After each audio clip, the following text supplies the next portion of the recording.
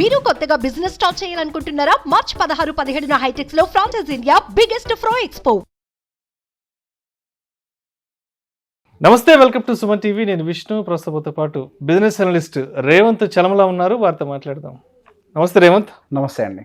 రేవంత్, ఈ మధ్య ఎక్కడ చూసిన వార్తలు ఇండియన్ గ్రోత్ స్టోరీ గురించే మాట్లాడుకుంటున్నారు, మాట్లాడుతున్నాయి వార్తాపత్రికలు కూడా. అవును. ఏంటి అసలు ఇండియన్ గ్రోత్ స్టోరీ అనేది నిజమేనా? మరి ఈ గ్రోత్ స్టోరీ వల్ల ఒక సామాన్యుడికి ఒరిగేది ఏంటి? ఇప్పుడు ఈ ప్రశ్నకి సమాధానంకి సంబంధించి మనం ఎటువంటి పొలిటికల్ యాంగిల్లో కాదండి, మనం కేవలం ఒక ఎకనామిక్ పాయింట్ ఆఫ్ వ్యూలో మాత్రమే మాట్లాడాలనుకుంటున్నాను దీన్ని. సో బేసిక్గా ఇండియన్ గ్రోత్ స్టోరీ గురించి, అంటే ఇండియన్ గ్రోత్ స్టోరీ ఎప్పుడో స్టార్ట్ అయింది, మన ఎకానమీ చాలా ఫాస్ట్గా గ్రో అవుతుంది, దర్ ఇస్ నో డౌట్. కానీ ఇప్పుడు ఎందుకు ఎక్కువ హైలైట్ అవుతుంది అంటే, మొన్న వచ్చినటువంటి జీడిపి డేటా, అది వచ్చినటువంటి టైమింగ్ పర్టికులర్గా ఎప్పుడైతే మనకి జపాన్ అండ్ యూకే అఫీషియల్గా రిసెషన్ని కూడా అనౌన్స్ చేశాయో, అటువంటి టైంలో మనకు వస్తున్నటువంటి జీడిపి నెంబర్స్ ప్రపంచం మొత్తాన్ని షాక్ చేసే, కేవలం భారతీయులనే కాదు. కాకపోతే ఇక్కడ ఒక చిన్న కన్సర్న్ ఏంటి అని అంటే, మన గ్రోత్ స్టోరీ అనేది లైక్ డెవలప్డ్ ఎకానమీస్, డెవలపింగ్ కాదు, మన ఇండియా ఇప్పటికీ డెవలపింగ్ ఎకానమీ అయినప్పటికీ డెవలప్డ్ ఎకానమీస్ని కూడా దాటుకొని వెళ్ళిపోయింది. దాటుకొని వెళ్ళినప్పటికీ కూడా ఇంకా ఇండియా డెవలపింగ్ ఎకానమీ అని మాత్రమే ఎందుకు పిలుస్తున్నారు అనేది ఇక్కడ ఒక ప్రశ్న. ఇప్పుడు ఇందాక మీరు అడిగారు సామాన్యుడికి ఏంటి ఒరిగేది అనేది, దాని సమాధానం కూడా అక్కడే ఉంది. ఎప్పుడైతే ఆ గ్రోత్ స్టోరీ సామాన్యుడికి ఎటువంటి సంబంధం లేకుండా పెరుగుతూ ఉంటుందో, సామాన్యుడికి సంబంధించినటువంటి ఆర్థిక ఆదాయం, అంటే వాళ్ళ ఆదాయం, నిరకర ఆదాయం అనేది పెరగకుండా ఉంటుందో, అప్పుడు ఆ కంట్రీ డెవలప్డ్ ఎకానమీగా ట్రీట్ చేయబడదు. ఈ రెండు ఎప్పుడు కూడా, అంటే భారతదేశం, అంటే ఒక దేశం, భారతదేశం అని కాదు, ఒక దేశం ఎంతైతే పెరుగుతుందో, పర్ క్యాపిటల్ ఇన్కమ్ అంటే ఐడియా ఉంది కదండి, అంటే ఒక సామాన్యుడి యొక్క సంవత్సర ఆదాయం, average income. So average income కూడా ఈక్వలెంట్గా గ్రో అవుతూ పోవాలి. సో బేసిక్గా మనం టాప్ 5 కంట్రీస్లో ఉన్నప్పటికీ మన per capital income near by చార్ట్లో కూడా ఎక్కడా ఉండదు, చాలా అడుగున ఉంటాం మనం. సో బేసిక్గా ఎప్పుడైతే ఈ పర్ క్యాపిటల్ ఇన్కమ్ అనేది మనకి గ్రో అవ్వదో, అప్పటి వరకు మన భారతదేశం అనేది డెవలప్డ్ ఎకానమీగా ఉండడం అనేది సాధ్యం కాదు. రీసెంట్గా వచ్చిన రిపోర్ట్స్ కూడా చాలా క్లియర్గా చెప్తున్న సర్వే రిపోర్ట్స్ ఏంటి, మెజారిటీ ఆఫ్ ద వెల్త్, భారతదేశంలో ఉన్నటువంటి మెజారిటీ ఆఫ్ ద వెల్త్ కేవలం 10% పీపుల్ దగ్గర మాత్రమే ఉంది. మిగిలినటువంటి హార్డ్లీ 20-25% ఆఫ్ ద వెల్త్ తోటే మిగతా ఉన్నటువంటి భారతీయులందరూ కూడా సస్టైన్ అవుతున్నారు. మొత్తం డబ్బులు కేంద్రీకృతం అయిపోతున్నాయి, ఒకటే దగ్గర ఒక దగ్గరే ఉండిపోతున్నాయి. సో బేసిక్గా దాని వల్ల పర్ క్యాపిటల్ ఇన్కమ్ అనేది గ్రో అవ్వట్లేదు. మనం టాప్ 5 ఎకానమీస్లో చేరినప్పటికీ ఇప్పటికీ కూడా పౌష్టికాహార లోపం వల్ల పిల్లలు ఇబ్బంది పడుతున్నారు, ఇప్పటికీ కూడా ఆకలి చావులు కొనసాగుతూనే ఉన్నాయి, ఇప్పటికీ కూడా రోడ్డు మీద ఉన్నటువంటి మనకి భిక్షాటన చేసేవాళ్ళు అలానే ఉన్నారు. వాళ్ళ జీవితాల్లో కానీ, పని చేసుకునే వాళ్ళ జీవితాల్లో కానీ, రోజు కూలీల జీవితాల్లో కానీ, లేదా ఒక ఇండస్ట్రీలో జాబ్ చేసేటువంటి ఇండస్ట్రియల్ లేబర్కి కానీ, లేదా మనలాంటి ఒక సామాన్య జీవితంలో కానీ ఎటువంటి ఆర్థిక అభివృద్ధి అయితే జరిగినట్టుగా అయితే కనిపించడం లేదు. సో బేసిక్గా ఎప్పుడైతే ఒక ఆర్థిక అభివృద్ధి అనేది ప్రతి ఒక్క సామాన్యుడి జీవితంలో పెరుగుతుందో, అప్పుడు ఈ గ్రోత్ స్టోరీ రియల్ గ్రోత్ స్టోరీగా మారి డెవలప్డ్ ఎకానమీ లిస్ట్లో మనం ఉంటాం. మన ఇండియన్ ఎకానమీ ఎన్ని ట్రిలియన్స్ డబల్ అవుతూ పోతున్నప్పటికీ మనకి యావరేజ్ ఇన్కమ్ అనేది కనుక గ్రో అవ్వకపోతే డెవలప్డ్ ఎకానమీ లిస్ట్లోకి మనం ఎన్నడూ చేరడం అనేది సాధ్యం కాదు. సో బేసిక్గా ఈ జీడిపి నెంబర్స్ రావడానికి గల మేజర్ రీజన్ మనకు ఉన్నటువంటి సర్వీస్ సెక్టార్స్ అండ్ స్టార్టప్స్. రీసెంట్గా వచ్చినటువంటి స్టార్టప్స్ హెవీగా, దాదాపుగా మనకి చాలా స్టార్టప్స్ బిల్డ్ అయిపోయాయి. అందులో దాదాపుగా 100 పైన యూనికార్న్ కంపెనీస్ ఉన్నాయి. బ్యాంకింగ్ సెక్టర్, అంటే ఈ మధ్య బ్యాంకింగ్ యూసేజెస్ కూడా చాలా పెరిగిపోయింది కాబట్టి బ్యాంకింగ్ సెక్టర్ కూడా బాగా కాంట్రిబ్యూట్ చేస్తుంది జీడిపికి. రియాలిటీ బాగా కాంట్రిబ్యూట్ చేస్తుంది జీడిపికి. సో బేసిక్ ఎక్కువ సర్వీస్ సెక్టర్ కాంట్రిబ్యూషన్ బాగా పెరగటం వల్ల మనకి ఈ జీడిపి గ్రోత్ అనేది బాగా పెరుగుతుంది. సో బేసిక్గా దీని నుంచి ఒక పర్ క్యాపిటల్ ఇన్కమ్ గ్రో అవ్వాలి అని అంటే ఇదంతా కంప్లీట్గా గవర్నమెంట్ హ్యాండ్స్లోనే ఉంటుంది. సో ఒక మనిషి యొక్క average quality of life, quality of income పెరగాలి అని అంటే వాళ్ళు ఫస్ట్ ఇన్వెస్ట్మెంట్, అంటే వాళ్ళు ఫోకస్ అంతా కూడా ఎడ్యుకేషన్ సెక్టర్ మీద ఎక్కువగా ఫోకస్ చేస్తూ ఉండాలి. ఇప్పుడు సింపుల్ థింగ్ అండి, మన భారతదేశంలోకి ఎన్నో కంపెనీస్ వస్తున్నాయని అందరూ చెప్తారు. యాపిల్ వస్తుంది, కియా వచ్చింది అని.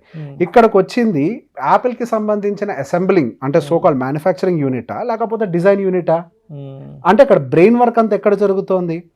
యుఎస్లో జరుగుతోంది. ఇక్కడ జరిగేది ఏంటి? ఒక లేబర్ వర్క్. కియా కార్స్ ఇక్కడికి వచ్చాయి. మ్యానుఫ్యాక్చరింగ్ డిజైనింగ్ అంతా ఈ వేరే చోట జరుగుతుంది. సో బేసిక్ ఇక్కడంతా జరిగేదంతా కూడా లేబర్ వర్క్. ఎప్పుడైతే మనకి లేబర్ వర్క్ అంటే ఎడ్యుకేషన్ కి సంబంధం లేకుండా కేవలం ఒక నామినల్ బేసిక్ ఎడ్యుకేషన్ తోటికి సంబంధించిన పనులు ఏవైతే ఉంటాయో అటువంటి ఇండస్ట్రీస్ మాత్రం మన ఇండియాలోకి వస్తున్నాయి. అండ్ మనకి ఇప్పుడు ఫినిష్డ్ ప్రోడక్ట్స్ కి సంబంధించి కూడా చూడండి, గ్రనైట్ మన దగ్గర బోల్డ్ అంత దొరుకుతుంది. మన దగ్గర నుంచే గ్రనైట్ అంతా ఎక్స్పోర్ట్ చేసి చైనాకి పంపిస్తాం, అక్కడ నుంచి మళ్ళీ ఇంపోర్ట్ చేస్తాం ఫినిష్డ్ ప్రోడక్ట్ ని. సో బేసిక్ గా మన దగ్గర ఏది కూడా ఒక ఫినిష్డ్ అంటే ఒక ప్రోడక్ట్ డెవలప్మెంట్ నుంచి ఎగ్జిక్యూషన్ వరకు, డిజైనింగ్ నుంచి ఎగ్జిక్యూషన్ వరకు జరిగేటువంటి కెపాసిటీ ఉన్న పీపుల్ ని డెవలప్ చేసే పనిలో ప్రభుత్వం పడట్లేదు. ఎప్పుడైతే ఒక క్వాలిటీ ఆఫ్ ఎడ్యుకేషన్ పెరుగుతోందో మన దగ్గర కూడా ఆ సో కాల్డ్ R&D టీంలో కావాల్సినటువంటి రియల్ రిసోర్సెస్ ఇండియాలో ఎప్పుడైతే ఉంటాయో అప్పుడు ప్రపంచవ్యాప్తంగా కంపెనీస్ కూడా ఇండియాలో ఆ డెవలప్మెంట్ టీమ్స్ ని బిల్డ్ చేయడం కోసం ఇష్టపడుతూ ఉంటాయి. నిజమైన జీతాలు ఎక్కడొస్తాయి అని అంటే డెవలప్మెంట్ టీంకి ఇస్తారు. ఎప్పుడైనా లేబర్ వర్క్ చేసే వాళ్ళకి అంటే అసెంబ్లింగ్ వాటిలో వర్క్ చేసే వాళ్ళకి సాలరీస్ హైపేడ్ ఉండవు. అక్కడ ఎవరైతే నిజంగా డిజైన్ చేస్తారో వాళ్ళకి కొన్ని కోట్ల రూపాయల జీతాలు ఉంటాయి. సో బేసిక్గా మన ఇండియన్స్ కూడా చాలా మంది అక్కడికి వెళ్ళిపోయిన తర్వాత యుఎస్ కానీ చదువుల కోసం అక్కడికి వెళ్ళిన తర్వాత వాళ్ళంతా high quality higher education complete చేశాక ఆ ఎడ్యుకేషన్కి సరిపడా జాబ్స్ మన ఇండియాలో లేవు కాబట్టి సో కాల్డ్ అంటే ఆ రీసెర్చ్ R&D కానీ అనాలిసిస్ బేస్డ్ జాబ్స్ కానీ ఎక్కువ మనకి ఆ కంట్రీస్లో ఉంటాయి కాబట్టి అక్కడికి వెళ్ళి సెటిల్ అయిపోతున్నారు. సో బేసిక్గా అటువంటి జాబ్ క్రియేషన్, అటువంటి ఎడ్యుకేషన్ ఫస్ట్ మన దగ్గర రిసోర్స్ ఉందనుకోండి, you can invite companies. So మనకు ఫస్ట్ రిసోర్స్ బిల్డ్ అవ్వాలి అని అంటే ఒక క్వాలిటీ ఎడ్యుకేషన్ సిస్టమ్ అనేది బిల్డ్ అవ్వాలి. ఎప్పుడైతే quality education system and quality health services అనేవి ప్రొవైడ్ చేస్తూ ఉంటారో అప్పుడు మనకి ప్రాపర్గా ఈ పర్ క్యాపిటా ఇన్కమ్ గ్రోత్ అనేది పాసిబుల్ అవుతుంది. మన ప్రభుత్వాలకి ఇప్పుడు బేసిక్ ఇది ఒక ప్రభుత్వం ఉద్దేశించి మాట్లాడేది కాదు, మనకు స్వతంత్రం వచ్చిన దగ్గర నుంచి జరిగేది ఒకటే స్టోరీ. ఇక్కడ స్టోరీలో ఎటువంటి మార్పు లేదు. ఇప్పుడు మన దగ్గర ఎటువంటి ప్రభుత్వ నిర్ణయం తీసుకున్నా కానీ అది రాజకీయ లబ్ధి కోసమో లేదా కేంద్రీకృతం చేసి ఒక వ్యాపారానికి సంబంధించిన లబ్ధి కోసమో జరుగుతున్నాయి తప్పించి ఒక సామాన్యుడికి ఉపయోగపడే విధంగా ఎటువంటి డెవలప్మెంట్స్ జరగట్లేదు. సింపుల్ గా చెప్తారు ఒకటే మాట, సంక్షేమం సోకాల్డ్ ఫ్రీబీస్ అని. ఒక ఫ్రీబీ వల్ల లేబర్ గానే ఉంటారు కానీ ఒక లేబర్ ఒక ఎగ్జిక్యూటివ్గా అయితే మారిపోలేరు కదా. ఒక లేబర్ ఎగ్జిక్యూటివ్గా ఎప్పుడు మారుతారు? ఇప్పుడు మనకు అబ్దుల్ కలాం గారు ఉన్నారు. ఒక అబ్దుల్ కలాం గారు ఒక ఎగ్జిక్యూటివ్ పొజిషన్లోకి ఒక ఇండియన్ లీడర్గా ఎదిగారు అని అంటే బికాజ్ ఆయన చదువుకున్నారు కాబట్టి. సో బేసిక్గా ఆ అవకాశాన్ని ప్రతి ఒక్క సామాన్యుడికి నిరపేదగా గనక అందించగలిగితే విత్ క్వాలిటీ ఎడ్యుకేషన్ అప్పుడు మన భారతదేశంలోకి కూడా ఆ సో కాల్డ్ R&D టీమ్ అంతా ఇక్కడే కేంద్రీకృతమై కూర్చుంటుంది. ఇప్పుడు బేసిక్గా మన దగ్గర ఉన్నటువంటి ప్రాబ్లం వల్ల there is no quality education and the quality services. And మనకి మేజర్గా one of the major reason మన ఇండియాలో నెక్స్ట్ మేబీ పెరగడానికి అవకాశం ఉంది అంటానికి కూడా ఒక రీజన్ ఏంటి అని అంటే మనకి ఈ గ్రోత్ స్టోరీ కూడా 2020 నుంచే స్టార్ట్ అయింది. 2020, 2021, 2022, 2023 ఈ పీరియడ్ లోనే స్టార్ట్ అయింది. పర్టికులర్ గా ఈ పీరియడ్ లోనే ఎందుకు జరిగింది అని అంటే మన అబ్దుల్ కలాం గారి విజన్ ఉంది ఇయర్ 2020 అని. దాని యొక్క విజన్ యొక్క ప్రభావం ఏంటి? ఇయర్ 2020 టైంకి మన భారతదేశంలో మేజర్గా యంగ్ పీపుల్ వర్కింగ్ స్టేజ్లోకి వస్తారు. సో బేసిక్గా వాళ్ళు ఆ యంగ్ పీపుల్ ఎప్పుడైతే వర్కింగ్ స్టేజ్లోకి వస్తారో వాళ్ళ అందరి మైండ్స్ని మనం బాగా పాలిష్ చేయాలి, వాళ్ళందరికీ మంచి క్వాలిటీ ఎడ్యుకేషన్ ఇవ్వాలి. అందుకే ఆయన బతుకున్నంత కాలం ఆయన రాష్ట్రపతిగా ఉన్నప్పుడు కూడా మాక్సిమం విద్యార్థులను కలిసి మోటివేట్ చేసే ప్రయత్నం చేసేవాళ్ళు, వాళ్ళని మోటివేట్ చేసే ప్రయత్నం చేసేవాళ్ళు. ఎస్, ఎప్పుడైతే ఆ స్పిరిట్, ఆ రీసెర్చ్ అండ్ డెవలప్మెంట్, ఆ ప్రోగ్రెసివ్ మైండ్ సెట్స్ అనేవి బిల్డ్ అవుతాయో అప్పుడు నిజమైన పర్ క్యాపిటా ఇన్కమ్ గ్రోత్ అనేది డెవలప్ అవుతుంది. ఈవెన్ వాళ్ళు ఓటు వేసేటప్పుడు కూడా ఇవి చూసుకొని ఓట్లు వేస్తారు. ఎవరైతే నిజంగా వీటిని బేస్ చేసుకొని వాళ్ళ పాలసీని డిజైన్ చేస్తున్నారు, రియల్ పర్ క్యాపిటా ఇన్కమ్ ఏ గవర్నమెంట్ ఇవ్వగలుగుతోంది అనే విషయాన్ని చూసుకొని మన ఓటింగ్ అనేది కూడా జరుగుతోంది. సో గోయింగ్ ఫర్దర్ మేబీ ఈ మార్పులు అనేవి అంటే ప్రభుత్వం చేసినా చేయనప్పటికీ కొంత యువత కూడా పెరుగుతున్నారు కాబట్టి స్లోగా రావచ్చేమో.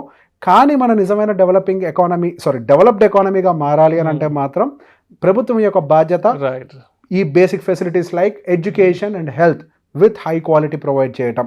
మన దేశంలో వేరే దేశాల్లో ఉన్నటువంటి ఒకే ఒక తేడా, there we have very high quality education and health.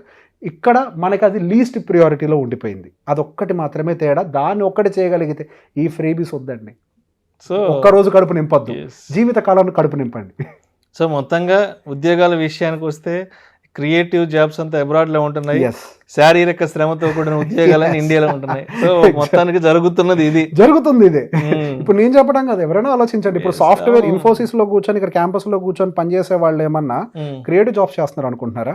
Project design ఎక్కడి నుంచో వస్తుంది, వాళ్ళు జస్ట్ దానికి ఇక్కడ కోడింగ్ చేస్తారు. You are not designing the project. So basic ఇక్కడ ప్రాబ్లమ్ అది. You have to design the project here. అప్పుడు నిజమైన బ్రెయిన్స్ ఇక్కడ డెవలప్ అవుతాయి, అప్పుడు పర్ క్యాపిటల్ ఇన్కమ్ గ్రో అవుతుంది. Thank you so much Revanth. Thank you అండి. సుమన్ టీవీలో మీ పర్సనల్ అండ్ బిజినెస్ ప్రమోషన్స్ కోసం కింది నెంబర్కి కాంటాక్ట్ చేయండి.